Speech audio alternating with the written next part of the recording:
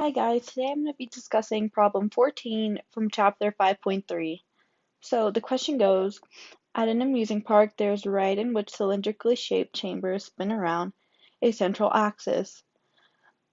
People sit in seats facing the axis, their backs against the outer wall. At one instant, the outer wall moves at a speed of 3.2 meters per second, and an 83 kilogram person feels a 560 Newton force pressing against his back. What is the radius of the chamber? So, looking at the problem, what were we given?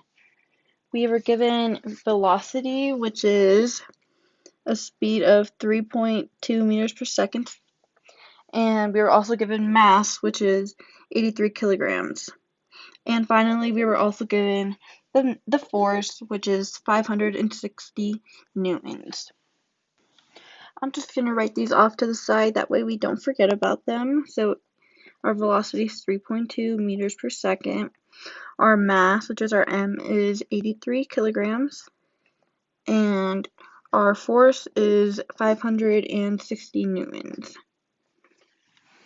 In the textbook for chapter 5.3, we were actually given the equation to solve for centripetal force, which is F of C equals m a sub c, where F of C equals the force, m equals mass, and a sub c equals the centripetal acceleration.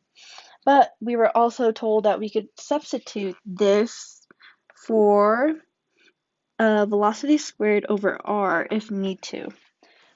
Let us plug in that value into the equation to make this easier for us. So it'd be F of C equals m velocity squared over the radius. And with that, we can actually start plugging in our known values to solve for radius. So 560 newtons equals 83 kilograms times velocity squared, which is 3.2 over r. Let's go ahead and isolate the radius to the other side. That way it makes it easier for us to plug it into the calculator. So once we isolate r, let's go ahead and multiply on one side into the other.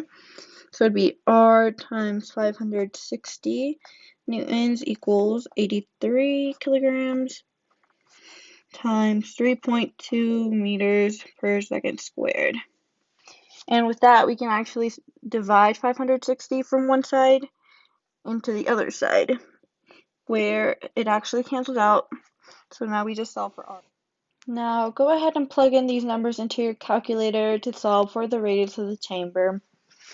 And after taking sig figs, you should get an answer of 1.52 meters.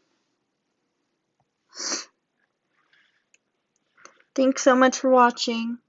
I hope this helps.